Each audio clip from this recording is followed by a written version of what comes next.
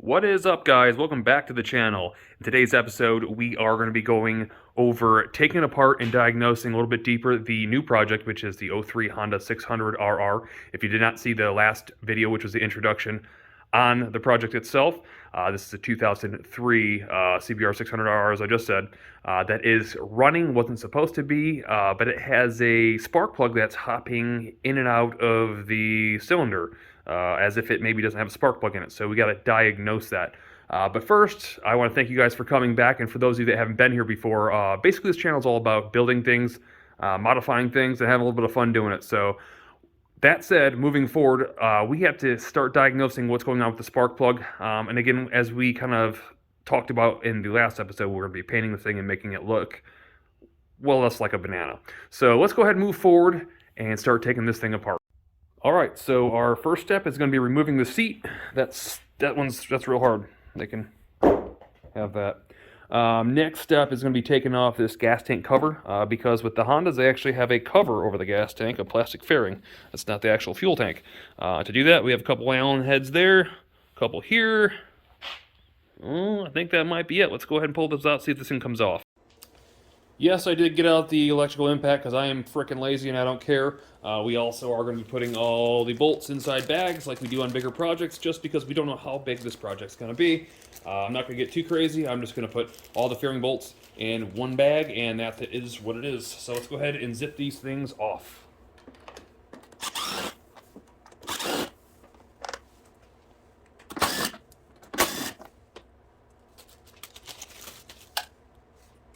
All right, bolts are out. Let's pull this cover off if it'll come off.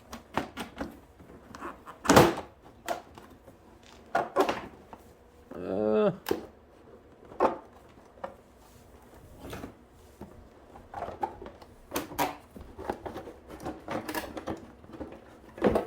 appears the front covers are attached one way or another. I don't know how that is, but there's your actual gas tank.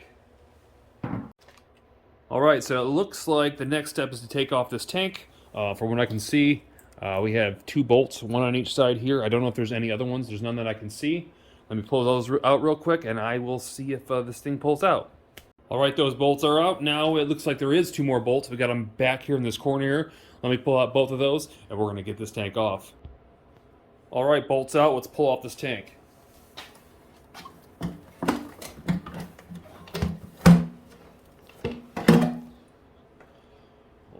As you can see, we've got some overflow lines. We have our main fuel injection line that goes right to the throttle body.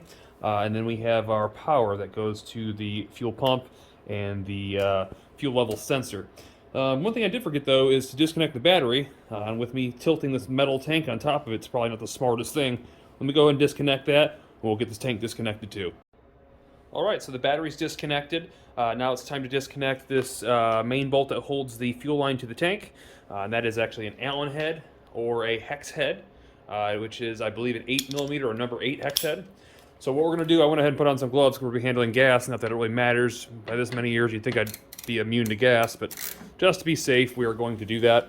And we are going to try to pop this thing loose without destroying the tank if possible. And there it is. Let me go ahead and grab a rag real quick, so we don't want gas to pour all over the place. Stuff it underneath. Let's go ahead and spin this thing out real quick. Now there are cross washers, should be on both sides of the head. I see one here. Actually, I see two right there. Very strange. That means that if there's none on the other side, this was never put together correctly before. And there's not, so again, that probably wasn't put together correctly before, but I will double check. I could be wrong on that. In any case, let me pick this tank out of here and get it out of our way. Alright guys, so next step is to remove the wiring. As you can see, the wiring just kind of runs over the top of the intake. We got to get the intake out. So we can't get that out until we get some of this wiring out. It looks like this is the main ECM right here that runs the ignition system. So we may have to remove that, we may not. Let me go ahead and disconnect some of these connectors and see what happens. Alright guys, so what we went ahead and did was unplug 1, 2, 3, 4 wire connectors from that corner there. And then looking down in here, you can see, if you can see down there, where it's running. I don't think this is going to be a problem. I also disconnected 2 plugs over here and the horn. I don't necessarily know that I like the way that Honda integrated the wiring over top of the intake, because you have to take it all off to just change the filter. It seems kind of excessive, but I'm thinking that if I pull out all these little screws around out the box, I could probably just fold it back and not have to disconnect all this. So let me go ahead and try that real quick. Let's see what happens.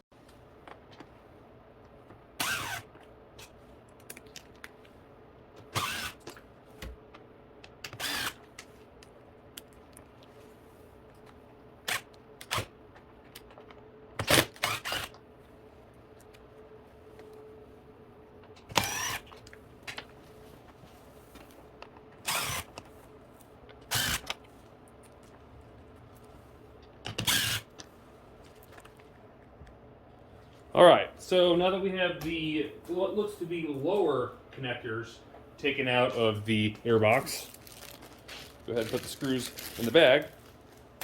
Let's see if it pulls up at all, or am I missing something? I think I'm still missing some. So, let's go ahead and look to see what we're missing. Okay, maybe I wasn't pulling hard enough. Guess I was just being a wimp. Alright, so it's pulling back, but it's got some resistance. I don't know what's holding it. I don't want to push too hard because I don't want to ruin anything. I can feel wiring right here connected to something. That's part of our resistance. Slide our air box out here. Yeah, it's actually wiring on both sides. Let me dig into this. I'll be right back. Alright, so it appears that the wire coming down here holding us back is going to our injectors, our lower injectors. We're going to go ahead and pull that off. There is also a air tube right there that we have to disconnect, and I'm going to see if I can fold this thing over. Let me try it one more time again. Alright guys, so I got it kind of levered back. We're probably okay, but just to be safe, since this has to come out anyways, I'm going to just go ahead and take out all our lower Phillips head screws and try to pull this lower out, because it's going to have to come out of the way anyways. Let me see if that gets rid of our headache. Alright, I got all 6 of those lower screws loose, even I can't kind of see it from there. Now what I'm going to do, before I pull out the box, I still have 2 air connectors here, vacuum connectors, whatever they're called. I'm going to go ahead and pull out these 3 screws for the air filter here. They're kind of loose, strangely enough, and get those out. I might be able to reach in without having to take this out. Again, I've not done this before, but let me take that out just to have it out. Alright, screws are loosened. Let's go ahead and pull the filter out. And nope, still have to take the rest of the box out. So let me take off those 2 air connectors and see if I can pull this thing back.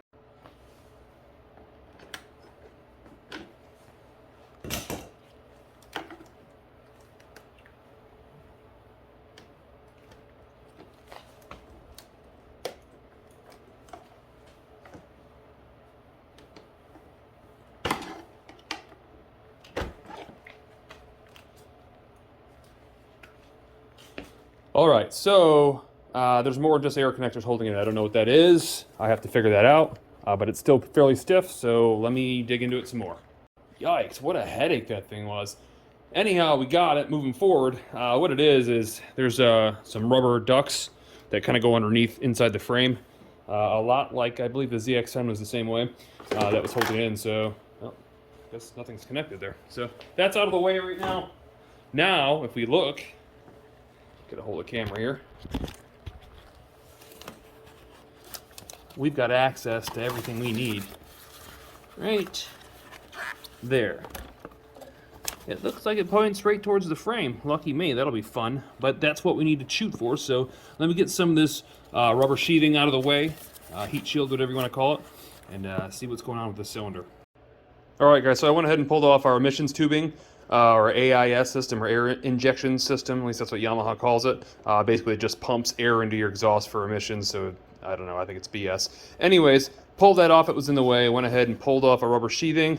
And just another tip guys too, I know you think probably like, you know, oh, this is in my way, I don't need this, and throw it out. Problem is, this if you don't put this back on, your bike's going to heat soak, especially in hotter climates, and you're going to lose a whole lot of performance, up to 15% performance, because the amount of heat that's going into your intake. So make sure you put this back on when you're done.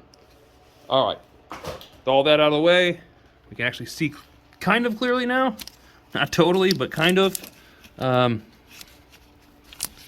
me see if I can pull this thing out of here, since we know it's not connected. Maybe it'll have a spark plug connected. It sounds kind of like it does. Man, Who came up with these clearances? This is awful. Okay. Well, there's our spark plug, if you guys can see that. You can tell it's been a while that it's been running without it. Or at least high speed for a while. I don't know. It doesn't look good. It's not terrible. It still doesn't allow us to see what we need to see. Though we need to look down in that cylinder, and maybe you'll be able to see better than I will. I don't even know if the camera will get back there. I don't think it will, actually. I'm going to have to get out an inspection camera and look down there. So bear with me, guys. I'll be right back. I'll show you what I find.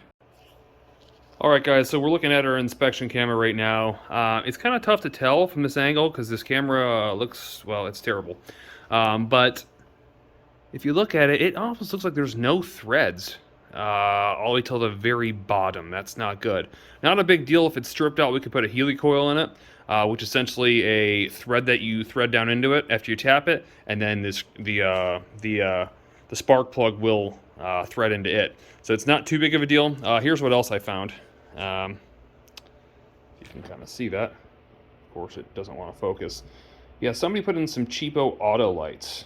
And you can kind of see how the very tip is bent. If I had to guess, I'd say that this thing was stripped and shot out and bent as it was coming out. Either that or it was bent when somebody was trying to put it in. I don't know. I don't see... Again, I don't know if this is going to focus here or not. It probably won't. But I don't see any torn up threads. There you go. It actually looks decent. So it makes me think that, well, I guess with all the pressure blowing in there, maybe it blew the threads out, and it probably went down the cylinder, I'm sure. Why wouldn't it? It also, it's kind of strange. The threads kind of look like worn in the center. I don't know if you can kind of see that. It almost looks like they kind of sink in right there. So I don't know. What I'm going to do is I'm going to try to screw this thing in, see if it clamps down, and then if it doesn't, then I know what I got to do.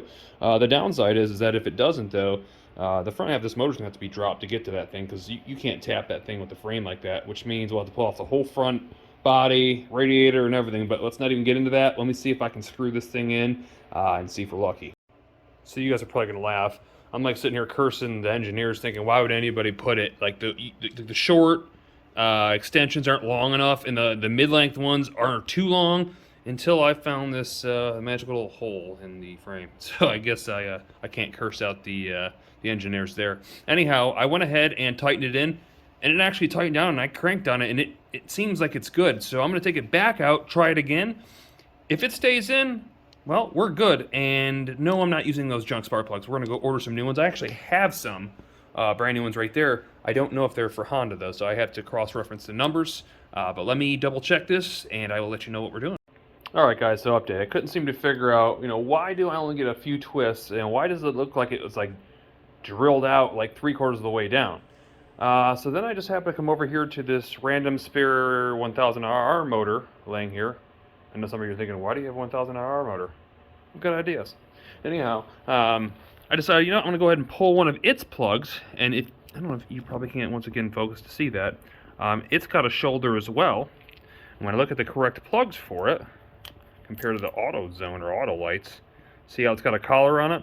That collar is meant to sit, basically line it up straight and sit it right down inside that head there. So what I'm going to do now, part of my concern is that you'll see that with the auto light that they took out of it, it's missing the crush washer, and the crush washer is about what you're getting out of those extra threads. So if I had to guess, I would say that somebody stripped that thing out, and he was able to take the crush washer off to get this thing down a couple more millimeters, just enough to bite, and that's why I didn't have enough to hold.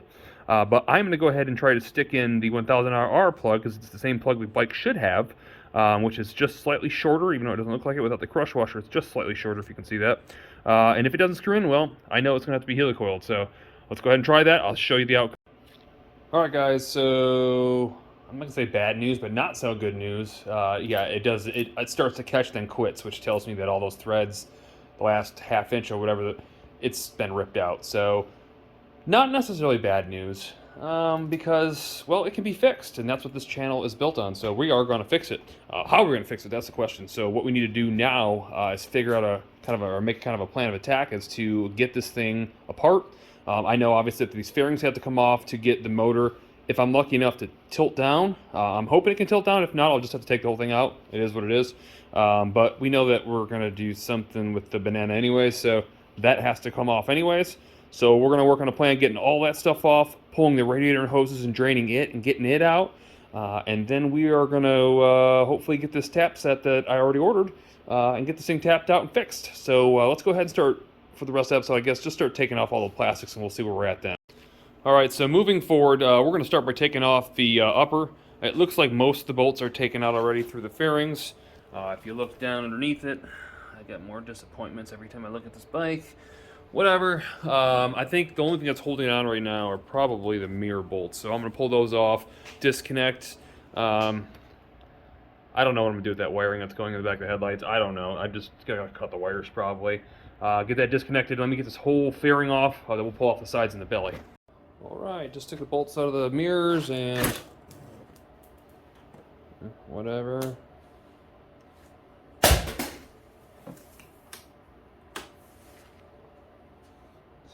Nice one.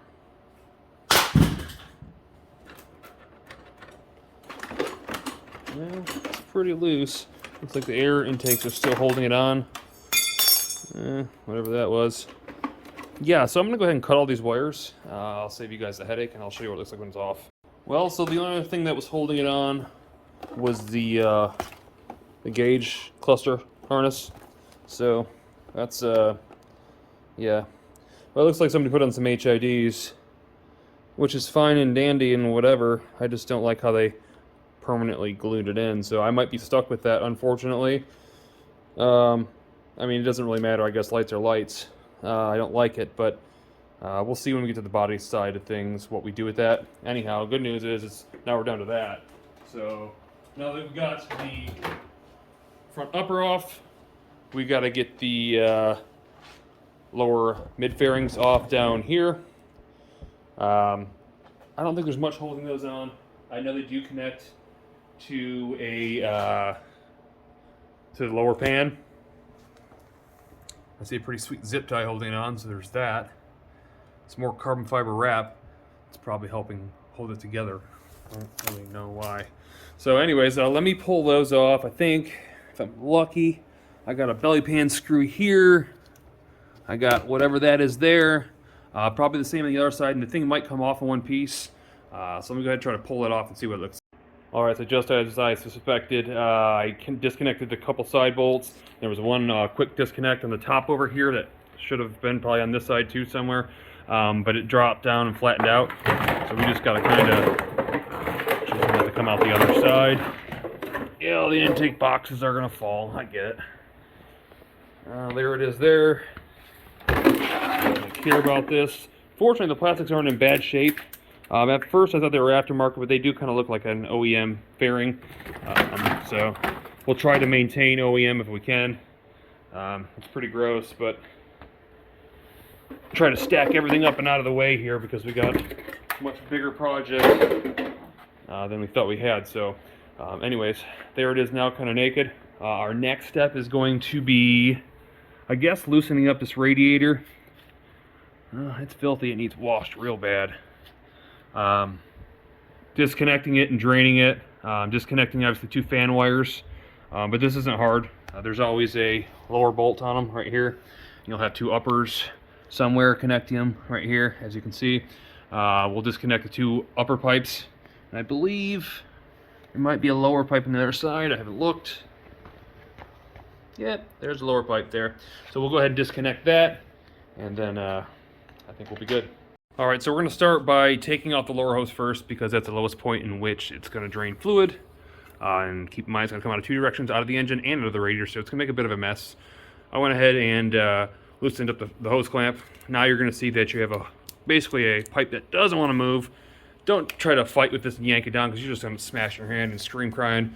It's not fun. So I usually just take pliers like this, and I'll just give it kind of a twist until it comes loose.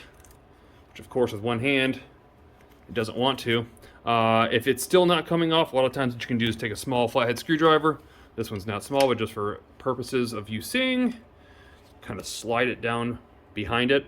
and it'll loosen it up either way. But like I said, don't try to yank down here. You just end up smashing your hand and it's not fun. So let me get this off real quick. I'll drain this since it's going to make a mess. I'll show you what it looks like. All right, so our two hoses are disconnected. Our upper over here, our lower right there. I just got to pull off our overflows right here, not a big deal. I got a bolt right there if you can see it, and then one down here.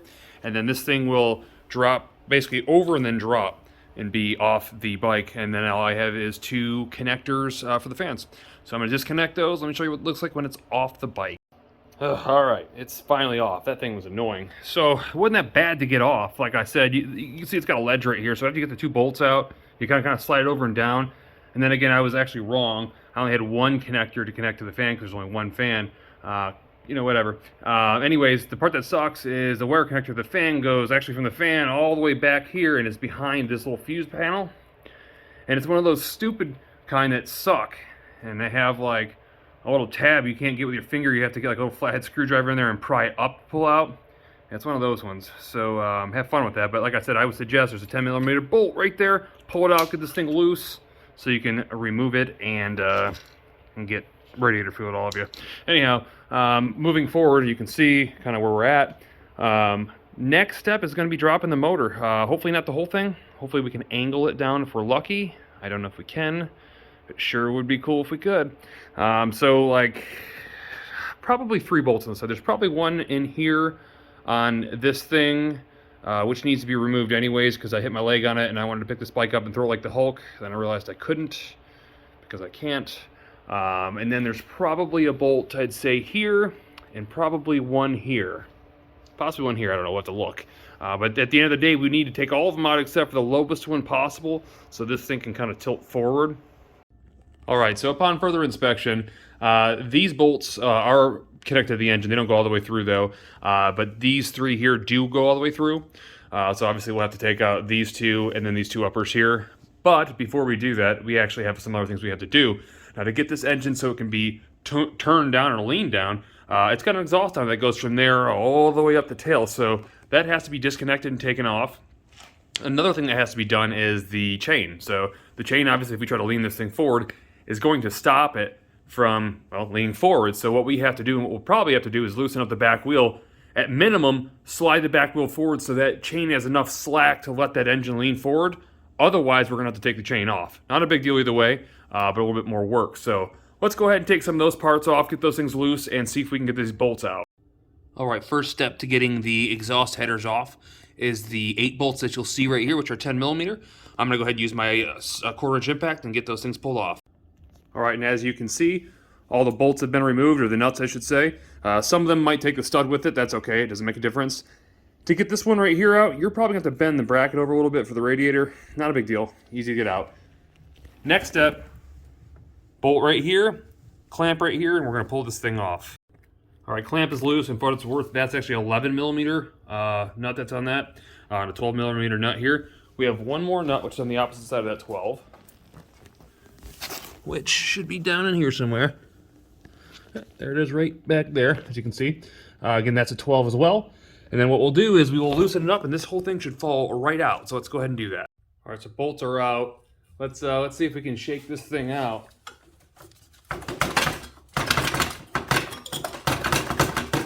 Well, there's the front half. Let's go around and check out the back. We're hung up on something over here. We just need to figure out what that something is. Let's see, it's not wanting to break loose back here where the hose clamp was.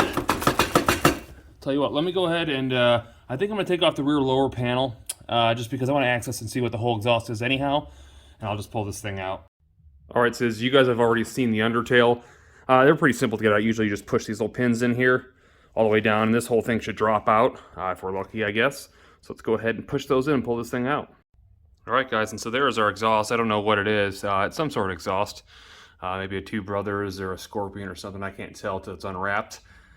I think probably what I'm going to do, because there's a whole mess of wires. Like, I don't know if this must be for the LED tail, but it is messy looking. So I'll try to clean it up at some point. That won't be part of this video. I'll also order a new header wrap because it doesn't look so hot the way it's sitting on there right now. But let's go ahead and figure out what's holding this on right now. We can see that it's not wanting to separate right here. And I'm thinking maybe if I take a light hammer and just a couple hammer taps to break that down, so we can at least get this exhaust out of our way. So let me go ahead and tap that out and see if it comes out. All right. There it goes. There we are. They're broke loose. Let's pull those out of the way. And then what we're going to do again is we're going to have to work on that rear of the bike and getting that chain loosened up so we can get these frame bolts out. Alright, so fortunately the bike already has spools on it, so we went ahead and put our spool stand on the back, get the back tire off the ground so it can be rotated. And then what we're going to do now is we're going to have to loosen up our rear axle bolt, as you see right here, and our adjuster, so we can get this wheel moved forward to get this chain either loose or a little bit of leeway to get that motor to fall forward. Alright, so to start, we're going to take a 33mm ratchet. We are going to loosen up the rear axle nut here to the point where you can move it by finger. The next thing is our adjusting knobs here in the back. You are going to use an 8mm to tighten them inward, oddly enough. You're not going to bring them out, you're going to tighten them in. You want to go nice and slow, just like so. You'll see the wheel is moving forward, and try to do it equally from side to side. Alright, you want to avoid the impact from impacting, just like that. A little disclaimer, if you're going to use impacts on small bolts like this, make sure you know what you're doing. You're very careful because it's so easy to strip out threads, especially on something really serious. You could really hurt yourself there. So I'm just using that the same as a drill. If you have a drill and you're used to using a drill, use the drill instead because it's not going to give you that impacting crack that like a actual impact does. So again, just be careful. But now what we want to do, we want to get the chain nice and loose. See that? We're going to pull it off to the side, just like so. Since that wheel's moved forward, we're leaving all tension on the front sprocket itself. And now we're going to go ahead and we're going to pull out our front bolts, our axle bolts, or our motor frame bolts. So let's go ahead and take the frame sliders off first. Then we'll move from the back down with the jack underneath it to let this thing sit forward. All right, guys, so the first thing we're going to be doing is taking out the very top bolt. It's actually a 17mm bolt. On the other side of it, there is a small, maybe 8mm Allen head that'll have to be twisted out to get this thing pushed out. We also have a frame bolt tool. So I've made these in the past with larger hex and smaller hex and cut them to size. And I've even taken bolts and welded them to nuts and used it for that as well. But this tool was cheap. I found it on Amazon for like $9. It fits perfect, 17mm hex there. And a 19mm to go over top of it. That'll take out the mid one. And then as you see here, we have a jack. We're going to lower it. Now, as far as placement of the jack, this is going to be controversial because ideal place would be down there underneath the oil pan. The problem is some of the bikes that are heavier are fine. Sometimes when you have a lighter bike like this one, what'll happen when you go to jack that motor back up, it's going to pick the whole bike up. You're going to have a tough time getting it back where it needs to go. So I currently have it mixed between the, or placed between the oil filter and the oil, whatever the other thing is next to it. I think it's for the cooler or something like that. Not the best place because you could, technically speaking, if you put too much thread on one of them, pop the threads. So you got to be careful there. In my experience with the smaller 600s, I haven't had a problem with that. But that is a potential issue. I'm willing to take the risk though because that oil filter will be coming off because it's probably old as dirt. So let's go ahead and move forward and take these bolts right here out. All right, both nuts are off on that side. Moving forward, we're going to take out this top bolt. This is again an 8mm hex bolt. I don't suggest using an impact on this. You can see it's threaded. A lot of times there's Loctite holding it in, depending on who the last person took it out or put it in was. So you should really get it going by hand. So you don't have to worry about destroying it. But once you get most of the way out, you're just going to take a socket from the other side or a long bolt and finish tapping it out. All right, after tapping that bolt out, there are two spacers, just like the one you see here, one here, and one on the other side you can see is, well, not there. It is going to fall out, so be aware of that. You're going to have to try to fish it out. I heard mine fault's down there somewhere. But just be aware of that. You want to make sure when you put this back together that you put those back in, you'll be in trouble. All right, so I think that is it. You shouldn't have to loosen the very lowest one. You might have to, but I've not had to before. So it's the moment of truth. We're going to go ahead and slowly release this jack just to see if it lowers. And if it does start lowering, which it's not currently, you got to make sure that things like the fuse box or fuse panel and stuff aren't catching. So I'm going to lower it down about, I don't know, a 1/2 inch. I'm gonna get a pry bar out to see if I can pry some here metal on metal to get it to budge. If not, we'll probably have another bolt or something to take out. All right, so it is slowly lowering down simply by taking a pry bar and just very lightly prying the engine down with the frame here, like so. Just being careful so you're not dragging anything. Keep in mind your throttle cables will be kind of tight, but you should have enough room.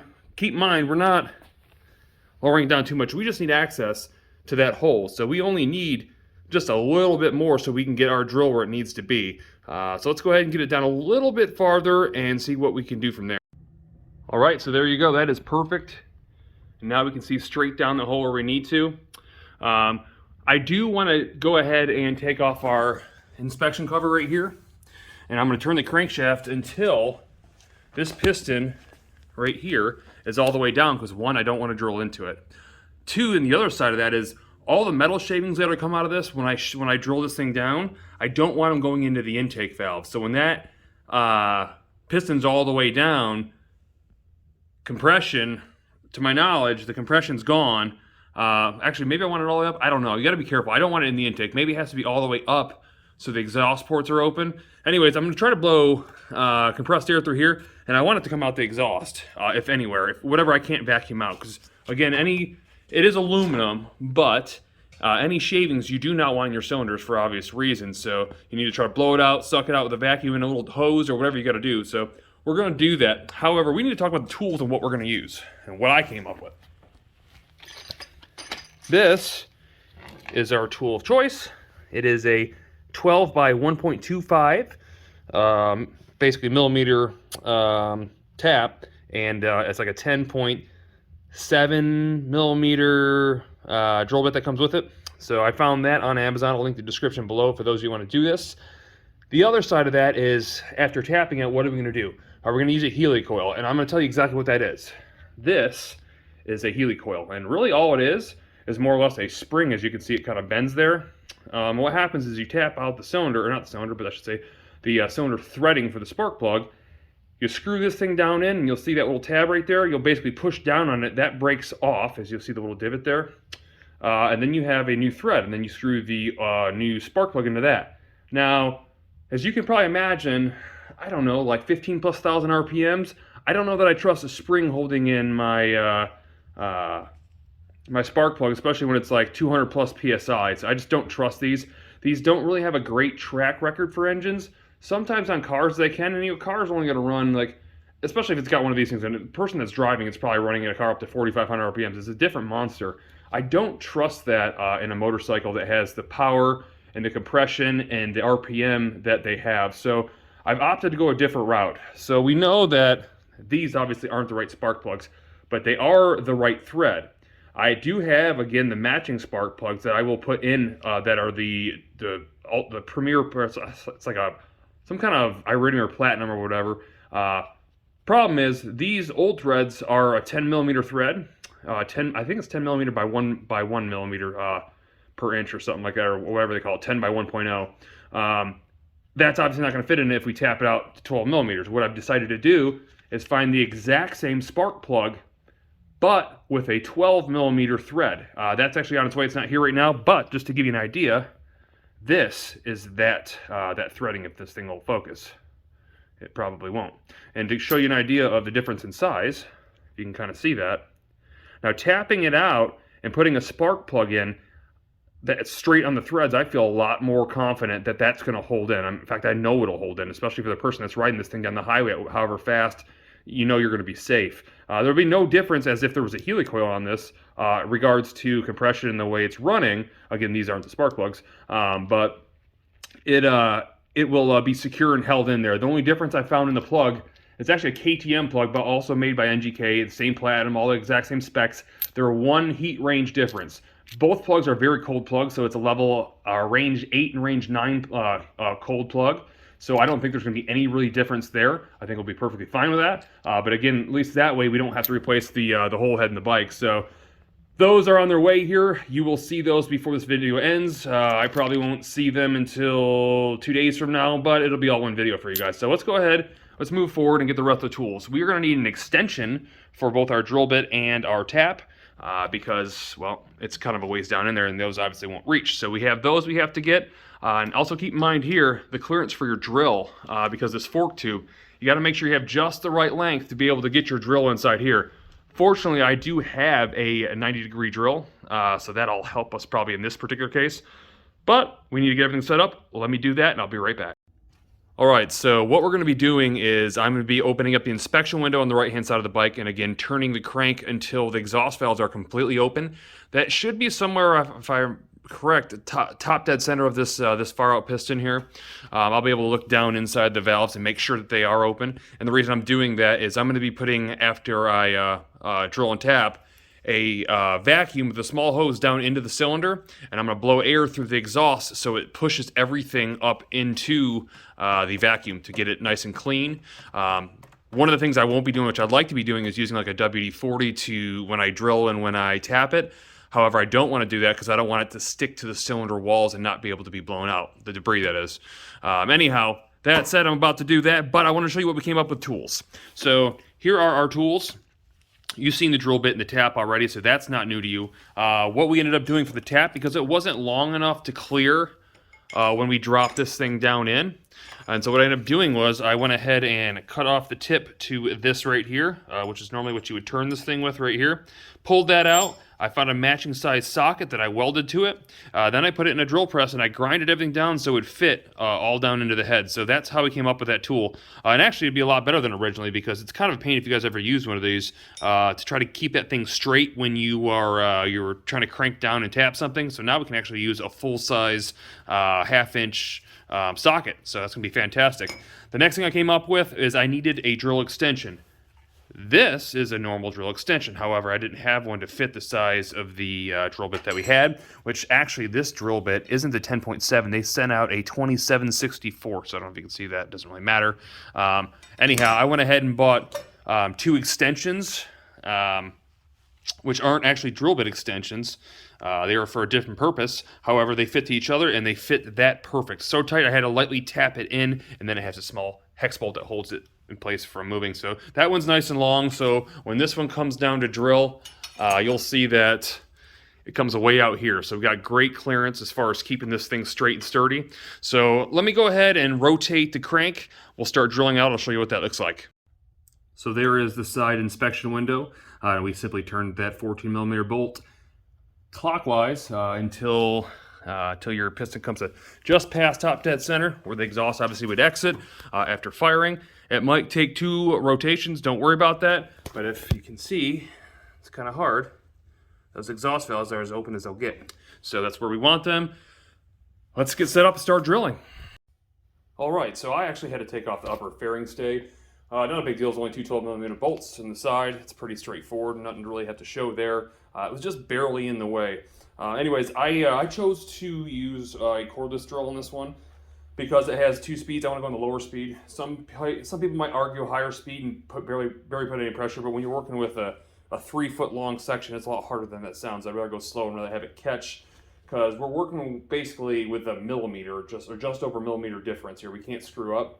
So what you're going to do, you'll see here now, I'm going to try to get it as straight as I can. I'm going to put it on my slow speed, and I'm going to try to keep this thing perfectly centered until I feel it release and drop. So shouldn't take too long, but we'll fast forward through it if it does. Start off nice and slow. It's already catching, that's my point.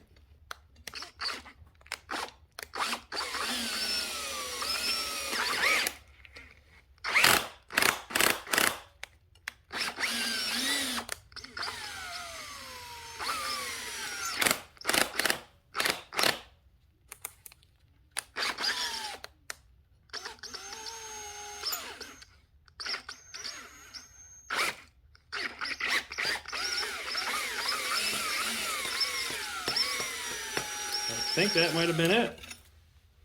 Let's see if we can look down here and see what it looks like.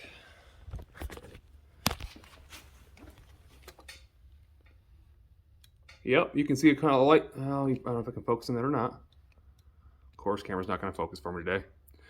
Anyhow, you can see a light, just tiny mark on the piston where it touched. Didn't hurt it, just like a light scratch, no big deal. But it's all the way through, that's all it took, and I was being super careful. You can see how it was catching. Again, high speed works, but if that thing catches and jams down in your piston, you might be in some serious trouble. So I was trying to err on the side of caution. I wish it would focus and show you guys, but it's so little, it doesn't seem to want to do so. Anyhow, it's good, it's time to tap. All right, so go ahead and grab your tap. Make sure everything's tightened up and nothing's loose. We don't want this thing to spin and fall. Even though the piston is up and it won't get inside the cylinder, we don't want it stripping out and giving us any problems. So after you do that, slide it down in, give it a couple light turns until you get a catch by hand, just like so. Then we want to go ahead and grab our ratchet, or socket, whatever you want to call it. And you're going to be very careful to try to keep this thing centered, okay, as you go. Around here, make sure you keep it as centered as possible because you don't want to wallow this thing out. So yeah, I use the word wallow, whatever. But just make sure you keep it centered. What I do is I usually do kind of a quarter turn, then I back up maybe an eighth, then a quarter more turn, back up. So I kind of work it in. Again, I wish I was using some sort of lube. I probably could use some grease.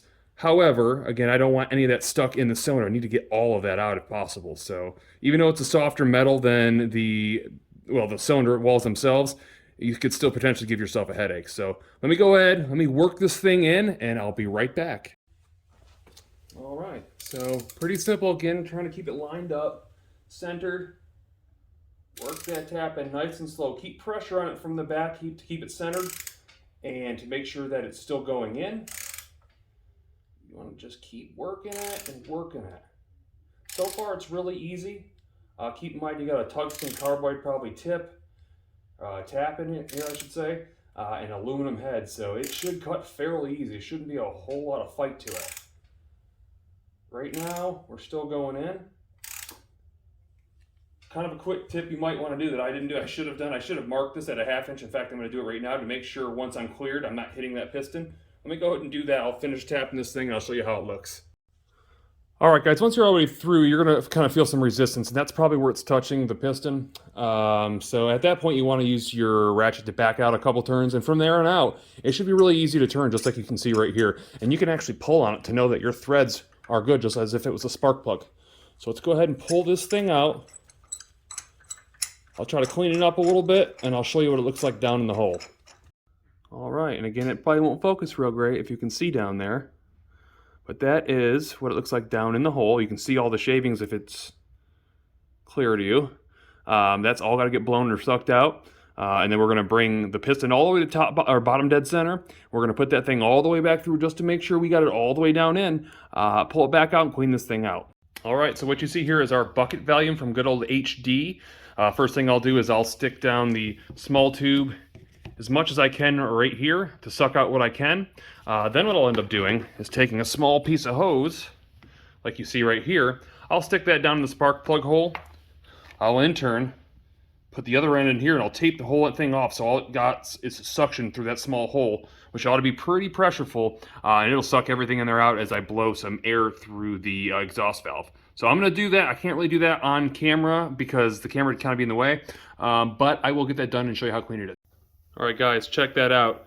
Again, on my camera, I can't tell, but it looks fantastic. Super clean. The threads look perfect. What I'm going to do now, I'm actually going to spray, since I dropped the piston just now, I'm going to go ahead and spray a little bit of WD-40 on this and just go all the way back down and make sure that it goes almost, well, definitely deeper than the mark that we had before, maybe a 1/2 inch deeper just so we know that it's all the way in. And then I'm going to test fit this plug right here. Even though it's not the right plug, it has the same depth and thread patterns that we need, which is actually 12 by 1.25 and a 19 millimeter depth. So let's go ahead, stick this in, see how it fits. All right, guys, everything checks out. It all looks good. Threaded all the way in. So we're going to go ahead and take the spark plug. We are going to drop it into the cylinder. We need an extension and a socket to tighten it down. And of course, this socket doesn't fit. It's a bigger one. This particular one is 3/4, which of course, as it goes down into the head, it tightens down, so this one's not going to fit.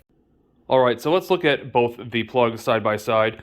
In comparison, you can see they're the same height, same length. The neck itself is the same length. Even the hex on top that you turn on is the same size. The only difference is that obviously the original on the right has a shoulder on it and is a 10 millimeter diameter, where the one on the left, the new replacement, is a 12 millimeter diameter with no shoulder. Obviously the shoulder is irrelevant because it was drilled out. So let's go ahead. I've already put the original 3 in the other cylinders. Let's go ahead and throw this one new one in, crank it down, and make sure it seats. All right, so when you're putting in the plug, you want to try to stick your finger as far down there holding it as you can. So when it goes down, it doesn't fall. You don't want it to mar the tip or knock the tip in at all, even though you wouldn't think it would. I've heard war stories of things like that happening. Let's go ahead and twist this thing in. All right, nice. Let's go ahead and crank it down. Now, typically what they say is once it's hand tight, you want roughly a full turn to a full turn and a quarter to crush the crush washer that's underneath it. So we got a quarter, half, 3/4, and 1. Nice. That is nice and tight. It actually feels really, really good. If I can get the socket out. Of course, the socket wants to stick to it. Let me get that out real quick. I'll be right back. All right, got it out. That's what happens when you don't use a spark plug socket. You use a 5/8 with the tip ground down. Get stuck sometimes. All right, guys, we're going to call it a wrap on this video. The video is kind of a longer video. We typically try to shoot for 22 to 30 minutes or so, but I didn't feel right about splitting up the content because it didn't seem right with the way it was laid out. That said, make sure you're subscribed, and if you haven't already, definitely hit that bell notification because you are not going to want to miss the next video when we get this thing started. See you in the next one.